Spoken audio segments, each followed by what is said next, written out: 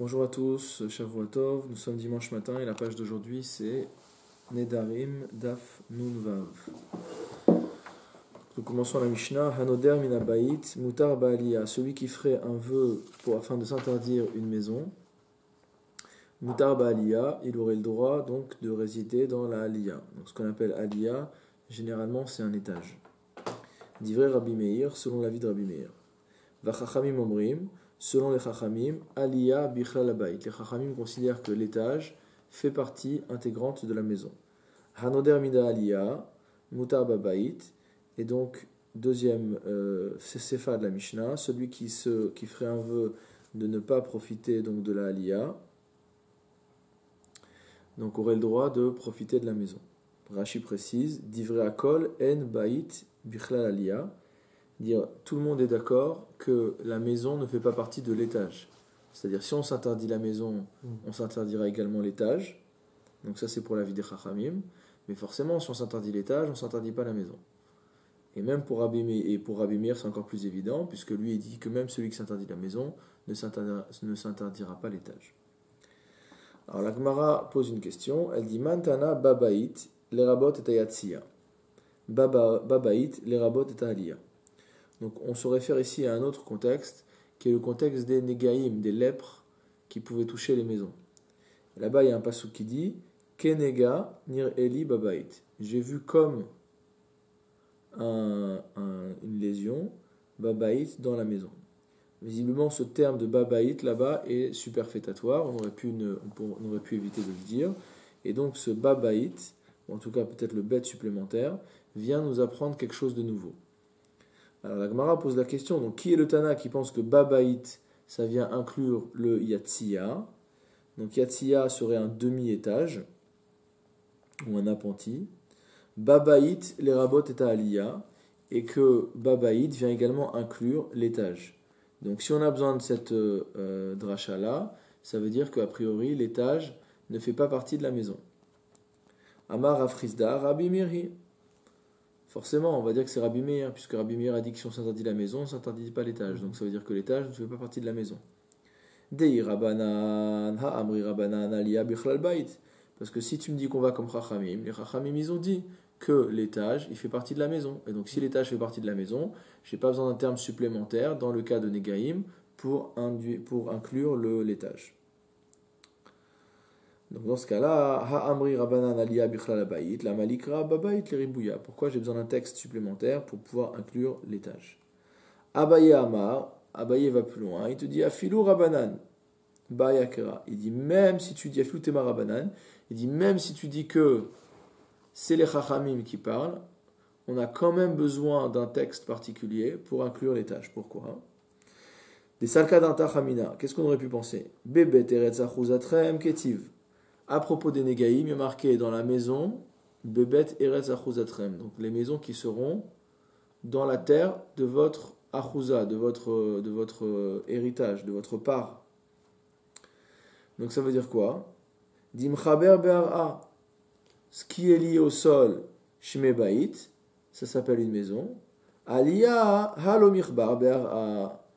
Donc, étant donné que la Torah précise de manière spécifique que les Négaïm et les lésions n'auront lieu que dans les maisons que nous aurons en Eretz Israël, et qu'on appelle Eretz Achuzatrem, la terre de votre domaine, donc on en déduit que ce qui est lié au sol s'appelle maison, au sens des Négaïm, et ce qui n'est pas lié au sol ne s'appellerait pas maison. Et donc même pour Chachamim, on aurait besoin du Babaït pour pouvoir inclure l'étage. Alors la Gemara pose une nouvelle question. Keman azla hadeama ravuna bachia misheme deula. Alors comme d'habitude, comme depuis un grand nombre de pages dans les Darim, on est uniquement en train d'essayer d'éclaircir quel est le sens des mots et quelle est l'intention des personnes lorsqu'ils disent tel ou tel mot, puisque comme tous les Nédarim suivent, comme on l'a vu hier encore, suivent Achar Noder, la manière dont le Noder s'exprime, celui qui fait le vœu, ou alors Akol Achar Lashon Bnei Adam, tout va suivre donc la manière dont les gens s'expriment, donc on a besoin de comprendre le langage. Donc la Gemara pose une nouvelle question. On a un enseignement de Ravuna, fils de Chia, au nom de Hula. Il a enseigné quoi? Il a enseigné la chose suivante. Si une personne dit à une autre, Bait beveti ani mocher lach, je te vends une maison dans ma maison. Mar'eu aliya, mot à mot, il peut lui montrer l'étage. C'est-à-dire qu'une fois qu'ils ont fait cette transaction-là, il peut désigner comme l'objet de la transaction l'étage. C'est-à-dire qu'appeler l'étage maison qu'il y a dans la maison, ça marche. Donc ça, on demande selon qui va cet avis-là. Alors, Tama de Amarla Bait Shebeveti Ani Mocherlach.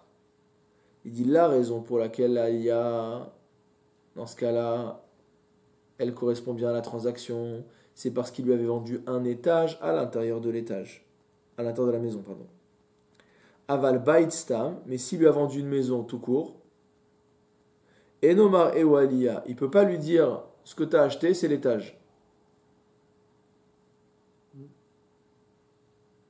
Donc s'il ne peut pas dire ce que tu as acheté, c'est l'étage quand on parle d'une maison, Lema Rabbi Meir, est-ce à dire que c'est l'avis de Rabbi Meir, qui nous a dit que celui qui faisait un vœu sur la maison n'était pas interdit de résider dans la Aliyah? La Gemara te dit non, Afilou Temara Banan. Il dit non, tu peux même dire que c'est en accord avec Rachamim. Pourquoi? Mai Aliyah, dans ce cas-là, qu'est-ce qu'on appelle Aliyah? Meoula chez Babatim, la meilleure des maisons. Regardez Rashi, Meoula chez Bin Chassav, donc lui il a un autre lachon, donc le meilleur de ses biens. Habayit Ameshubar chez Bebetav, la maison la plus belle parmi ses maisons. Tsarich Litenlo, il doit lui donner. Hecha deka amar Bayit Beveti, quand il lui a dit la maison dans ma maison. Aval Iava amar Bayit Stam, Hayayachol Otlo Aliyah Mamash, de Aliyah Bichlal Bayit. Ça veut dire que selon Chachamim, qui pense que la Aliyah fait partie de la maison, que l'étage fait partie de la maison, s'il lui avait vendu une maison Stam, il aurait pu lui donner la Aliyah. Par contre, quand il dit Bayit chez Beveti, ça veut dire en fait la meilleure maison de mes maisons. Et donc c'est un sens complètement différent.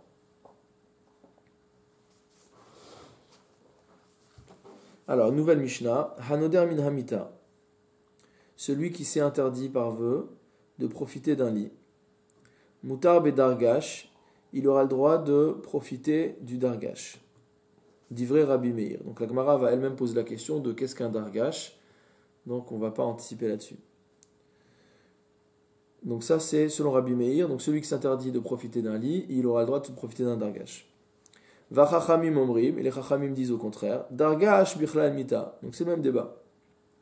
Les chachamim pensent que dargash fait partie de la catégorie générale de lit. Hanoder mina dargash, mutar bamita. Donc à nouveau ça va être les divrei hakol, que celui qui s'interdit un dargash, il aura le droit à un lit.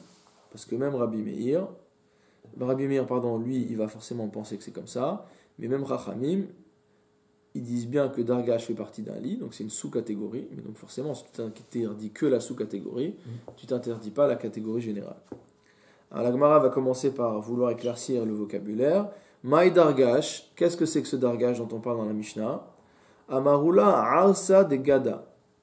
D'après Oula, il s'agit d'un lit destiné à porter bonheur. Donc c'est une superstition de l'époque. C'était pas un lit dans lequel on dormait.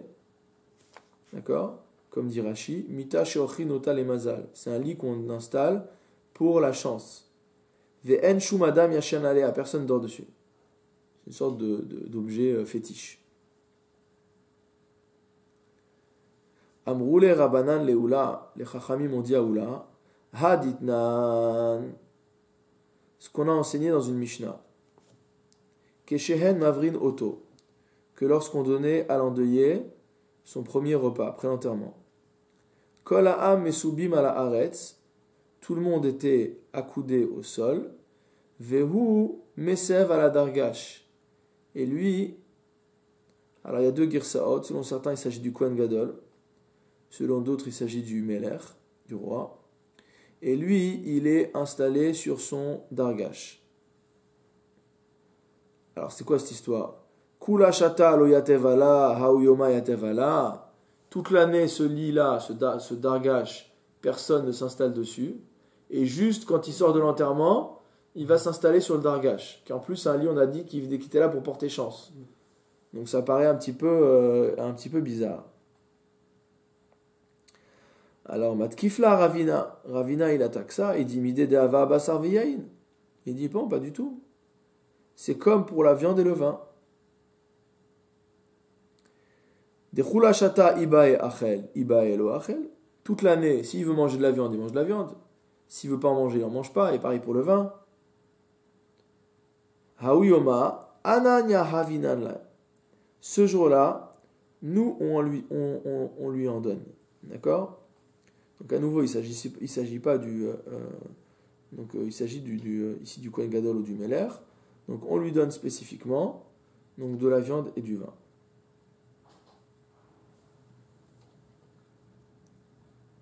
Donc en fait, c'est pas contradictoire de dire que ce dargash, c'est un lit sur lequel on s'installe jamais pendant toute l'année. Ça n'empêche pas qu'il s'installe dessus pendant cette Seudat Avraha. Alors il dit c'est pas ça le problème. Et la Hakashia, voilà où est le problème. Des Tanya, on a une braïta qui enseigne Dargash lohaya kofeu ela zokfo. C'est que le dargash n'était pas retourné mais mis sur le côté. Vous savez qu'il y a un minag à Velout qui n'a plus lieu de nos jours, qui était de retourner les lits pendant la Velout, pendant le deuil. Et donc ici on nous dit concernant le dargash qu'on n'a pas l'obligation de le retourner complètement, il suffit de le mettre mot à mot, de le redresser, c'est-à-dire de le mettre sur le côté. Sur deux pieds en fait. Vei amar tarsa dargahu arsa degadahu. Et si tu me dis que ce fameux dargash, c'est un lit porte-bonheur, vehatanya kofet mitato lo mitato bilvad ou kofet, et la kol mitot shesh lo betoch habayit ou kofet. On a vu dans une braïta que lorsqu'il s'agit de retourner son lit, en fait, c'est pas son lit spécifiquement, c'est tous les lits qu'il y a dans la maison. Et donc, on devrait également retourner le dargash. Donc, pourquoi dire que ça suffit de le mettre sur le côté? Alors, la Gemara nous dit halokasha, il dit ça non plus, c'est pas un problème. Midé de hava amita yuchedet lekelim. C'est un cas qu'on peut trouver concernant une litière qui est destinée à recevoir des objets. Dire, elle n'est pas faite pour dormir dessus, elle est faite simplement pour poser des objets dessus. Dans une chambre, ça peut être pour poser ses vêtements, etc. etc. Des Tanya, car on a une braïta qui nous enseigne, Im haïta amitam yuchedet la kelim, si c'était un lit qui était spécifiquement destiné à recevoir des objets, en sarich lirpota, je n'ai pas d'obligation de le retourner. D'accord? Et dans ce cas-là, même le dargash, d'accord, qui est un lit porte-bonheur, étant donné qu'on ne dort pas dessus, il n'y aura pas non plus l'obligation de le retourner. Et là, ikashia hakashia. Il dit, mais s'il y a une difficulté, voilà quelle est la difficulté. Des Tanya, on a une braïta qui enseigne. Rabban Shimon ben Gamliel Omer. Rabban Shimon ben Gamliel enseigne Dargash matir karvitav vehu nofel me'elav. Que dans le cas d'un dargash, il n'y a pas besoin de le retourner. Mais qu'est-ce qu'on va faire? Matir karvitav. Ça veut dire on va défaire le sommier. Donc le sommier était fait, comme on l'avait déjà vu dans Masechet Moed Katan, le sommier était fait avec des bandes de tissu ou des cordes qui étaient entrelacées. Comme on trouve encore dans certains lits des lits de camp ou des choses comme ça. Donc on a ce genre de choses. Donc c'est un sommier qui est fait par un entrelac de cordes ou de bandes de tissu. Et donc ce que dit ici Rabban Shimon ben Gamliel, c'est qu'il n'y a pas besoin de retourner le lit, il suffit de défaire ces entrelacs de cordes et il tombe tout seul, mot à mot.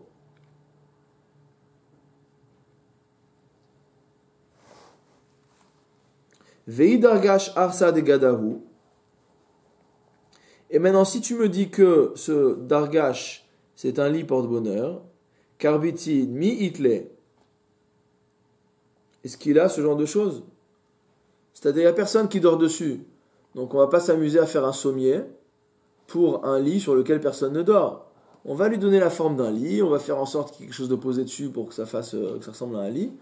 Mais il n'y a pas besoin on va pas acheter un super matelas pour ce lit-là. Pas de sens. Kiata Ravin Amar. Lorsque Ravin est venu, il a dit la chose suivante. Chez Ilte Leaoum Rabanan, j'ai demandé à l'un des Chachamim, Verav Tachlifa Bar Ma'arava Shme. Et son nom c'est Rav Tachlifa Bar Ma'arava. Deava Shechiach Beshuka Detzal'e, qui se trouvait dans le marché des possiers. D'accord? Dans le marché des gens qui vendaient de la peau. Ve'amarli, et il m'a dit, Maï Dargash, Arsa Detzala. Il lui a dit, qu'est-ce que c'est Dargash? C'est un lit en fait en cuir.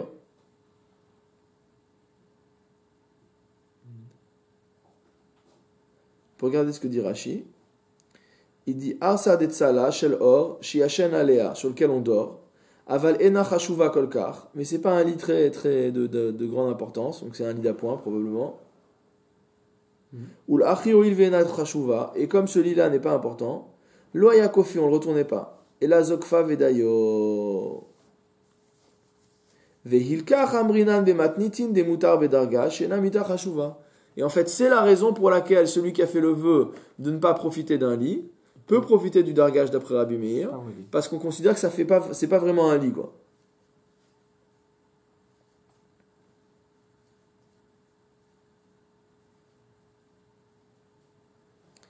Alors, il continue en nous disant Ve'arsa detzala it le karbitin. Il dit, mais malgré tout, c'est un lit qui a un sommier.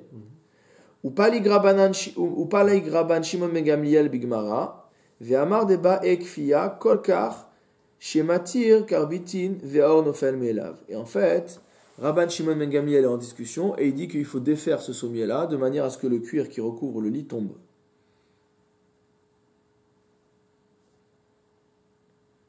Alors maintenant on va lire la description technique de Rashi.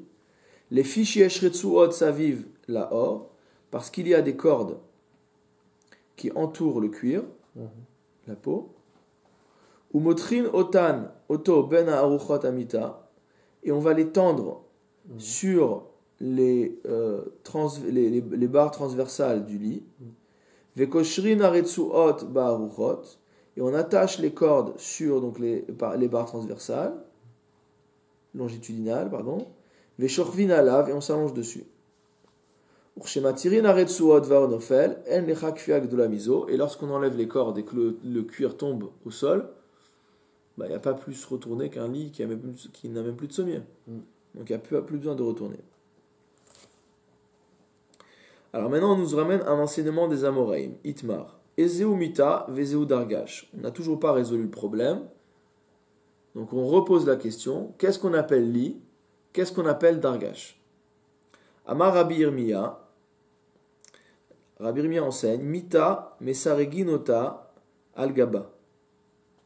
Ce qu'on appelle un lit, c'est un sommier, enfin c'est une structure, on va dire un cadre en bois, sur lequel les cordes sont attachées. D'accord? Donc on a dit quoi? On a dit que les lits étaient faits d'un cadre, généralement en bois, et que au milieu de ce cadre-là, il y avait des cordes qui étaient entrelacées. La question c'est comment ces cordes sont accrochées. Donc d'après Rabbi Yirmiya, quand il s'agit d'un lit, d'une mita, les cordes sont attachées par-dessus les barres qui constituent le cadre. Ça veut dire que la corde entoure le cadre. Dargash, mesariginoto migufo. Que le dargash, c'est pas la même chose. Dans le cas du dargash, en fait, il y a des trous à l'intérieur du cadre, et donc la corde passe dans le trou. Ça veut dire que la corde n'est pas par-dessus le cadre, mais elle passe à l'intérieur du cadre. Alors, on objecte à ça un enseignement concernant également la Tum'a. Mitivé, on objecte. Keli etz me matai me kabelim Tum'a.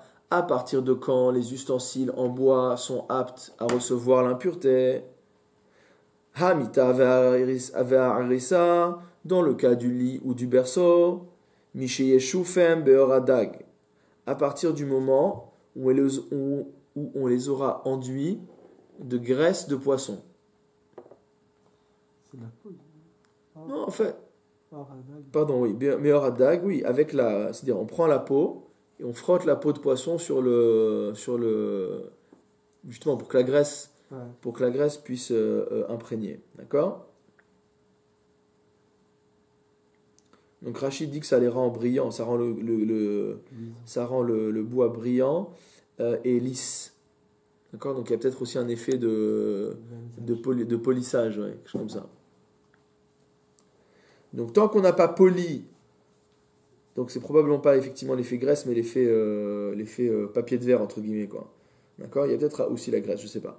En tout cas, le travail qui est fait ici, d'accord, c'est que on passait cette peau sur le bois de manière finalement à vernir quelque part le bois, à le rendre lisse et parfaitement fini. Donc tant que c'est simplement un morceau de bois, ça ne reçoit pas la Toum'a, parce qu'il faut que ça s'appelle un Kéli, voilà. Mais une fois que on a bien fini les dernières opérations esthétiques sur le cadre du lit, alors ça marche. Alors, par rapport à ça, c'est par rapport à ça qu'il y a une objection. Pourquoi? Vei mita mistareget al gaba. Si tu me dis que mita, elle est mistareget al gaba, ça veut dire que les cordes, elles vont entourer le bois. La malishifat oradag. Pourquoi j'ai besoin de frotter le bois avec la peau du poisson? C'est-à-dire, à quoi ça sert de se fatiguer à vernir le cadre si le cadre va être entièrement recouvert, ou quasiment entièrement recouvert, par les cordes qui l'entourent? On ne va rien voir. Et là, ha veha migoufa. Donc ça nous oblige à conclure que aussi bien le lit que le dargash, les cordes sont tendues de l'intérieur du cadre, c'est-à-dire que le cadre est percé et que les cordes passent à l'intérieur de ces trous.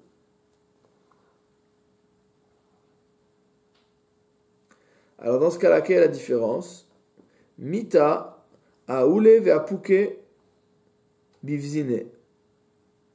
En ce qui concerne le lit, on fait rentrer et sortir les cordes par les trous qu'il y a dans le cadre. Dargash, dans le cas du dargash, aoule ve'apuke be'ivkata. On va faire rentrer et sortir les cordes. Be'ivkata, ça veut dire sur des anneaux, des sortes d'anneaux qui sont accrochés au cadre. D'accord? Donc c'est pas directement dans le cadre, c'est sur les côtés. Regardez ce que dit Rashi. Chez Koshrin Lulaot Beatse Amita Merashotav ou Mergelotav. On va accrocher des sortes de boucles donc sur les bois qui constituent le cadre du lit, aussi bien à la tête du lit qu'au pied du lit, et on rentre l'extrémité des cordes dans ces trous et on va les attacher au lulaot. Amar Rabbi Yaakov bar Acha Amar Rabbi. Rabbi Yaakov bar Acha enseigne au Rabbi. Mita shenaklite ayotzin. Donc un lit qui a des naklitines. Donc on avait expliqué que naklitine c'était lorsqu'on a un lit qu'on veut couvrir avec une moustiquaire ou un baldaquin, d'accord? Donc il y avait deux sortes. Il y avait une sorte de lit où il y avait 4 montants, d'accord? Et il y avait des lits où il y avait simplement 2 montants, comme ça, avec une barre au centre. Et on avait une sorte de chapiteau. Si on met une moustiquaire, par exemple, elle va descendre directement comme ça, accrochée sur la barre transversale, et puis les deux pointes qui sont de part et d'autre. Donc forcément, quand on a un lit de cette nature-là, si on le retourne, il est pointu, donc il ne tient pas. Donc on ne peut pas retourner un tel lit. Donc comment on fait dans le cas de la veloute? Donc Rabbi Yaakov bar Acha nous dit, au nom de Rabbi, qu'il suffit de le mettre sur le côté. Vedayo. Amar Rabbi Yaakov bar Idi, Amar Rabbi Yoshua ben Levi. Rabbi Yaakov bar Idi a enseigné au nom de Rabbi Yoshua ben Levi. Alacha keraban Shimon ben Gamliel, que que la halacha est comme Rabban Shimon ben Gamliel concernant le fait de retourner le lit de le dargash, c'est-à-dire qu'on va simplement défaire le sommier et ce sera bon. Alors, dernière Mishnah du jour. Hanoder Minaïr, celui qui fait le vœu de ne pas rentrer dans une ville. Mutar likanes li trouma shel ir, il a le droit de rentrer dans le troum de la ville. C'est quoi le troum? C'est 2000 amas à partir de la sortie de la ville, donc à peu près 1 km. Ve'asur likanes li ibura, il n'a pas le droit de rentrer dans son ibura. C'est quoi le ibura? Ibour, c'est 70 amot, 2 tiers, à partir de la dernière maison. D'accord? Aval anoder midabait, mais celui qui fait le vœu de ne pas rentrer dans une maison, asur minha agaf velifnim, il aura l'interdiction de rentrer au-delà de agaf. C'est quoi agaf? C'est en quelque sorte le seuil de la porte, mais plus exactement, c'est le cadre. C'est la partie du cadre sur laquelle se referme la porte. D'accord? C'est l'endroit où se trouve la porte. Alors la Gemara pose une question. Elle nous dit Menalan de ibura de mata kemata dame. D'où je sais que cette partie immédiatement extérieure à la ville, donc on a dit 70 amot, 2 tiers, donc à peu près 35 mètres après la dernière maison, comment je sais que ça s'appelle déjà la ville? Puisqu'on a dit qu'il n'a pas le droit de rentrer dans le hibour. Amar Rabbi Yochanan propose une réponse. Des Amar Kera, on a un texte de la Torah qui nous enseigne, enfin du Navi plutôt, Vaihi biyot Yoshua bericho. Et voici, lorsque Yoshua était à Jéricho, donc à Jéricho. Gomer. Étonnant. Maï biricho. Qu'est-ce que ça veut dire qu'il était à Jéricho? Il est ma biricho mamash. Si tu veux me dire qu'il était vraiment dans la ville de Jéricho, ve'aketiv, pourtant c'est marqué dans le pasouk, viricho, sogeret sugeret, anyotse, ve'enba, que la ville de Jéricho était hermétiquement fermée, que personne ne pouvait ni y entrer ni en sortir. Et la Shmamina Beibura, donc ça veut dire qu'il est dans un endroit qui était à l'extérieur de la ville, puisque c'était impossible d'y rentrer, mais qui était assez proche pour que ça s'appelle la ville elle-même. Et donc ça c'est Ibura Shel Ir. Alors la Gemara elle te dit Ema Filou Bitrouma, pourquoi tu es obligé de dire que c'est le Ibour? On n'a qu'à dire que c'est le Troum. On n'a qu'à dire qu'il est dans les Alpaïm Ama, et que dans les Alpaïm Ama aussi ça s'appelle la ville. Alors, la Gemara répond également avec un pasouk. Haketiv bitrouma umadotem yechutz la'ir. À propos de la mesure du troum, c'est marqué dans la Torah, vous mesurerez depuis l'extérieur de la ville. Donc on voit bien que, de manière explicite, le troum est assimilé à l'extérieur de la ville.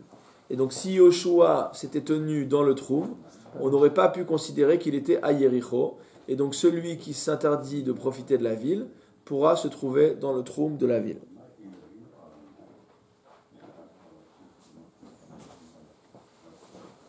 Alors maintenant on revient sur notre sujet.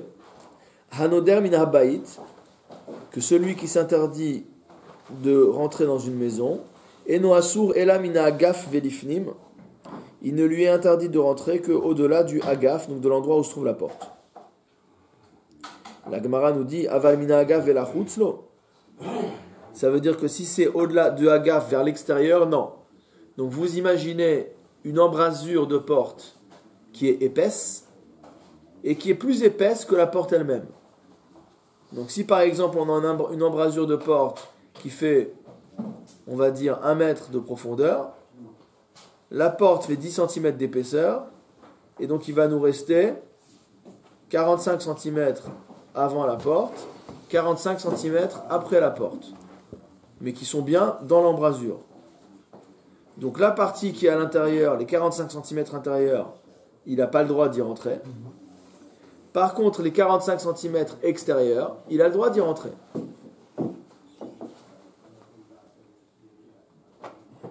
Métiv Rav Mari. Rav Mari objecte. Veyatsa Kohen min habayit. On voit qu'après avoir inspecté une maison qui était touchée de Negaïm, il est écrit dans la Torah que le Kohen devait sortir de la maison. Alors la Gemara pose une question. Yachol yelech lebeto v'yasgir. Est-ce possible qu'il se rende dans sa propre maison, il rentre chez lui, et que c'est à ce moment-là qu'il va décréter le fait qu'il faille fermer la maison qui est touchée? C'est pas logique. Talmud Lomar, El Petach Habayit. C'est pour ça que le Passouk vient te dire, il sortira El Petach Habayit, mot à mot vers la porte de la maison. I El Petach Habayit, Yachol Yamot Achat Hamashkof V'Yasgir. Si tu me dis que c'est à la porte de la maison, est-ce qu'il peut se tenir sous le linteau de la porte? Veyasgir est fermé. Talmud Lomar min habayit. Il faut qu'il soit sorti, c'est de la maison. Ad sheyetse min habayit kulo. Il doit complètement être sorti. Haketzad. Alors comment on va faire? Omed betzad hamashkof veyasgir. Il peut se tenir sur le côté du linteau et décréter la fermeture de la maison.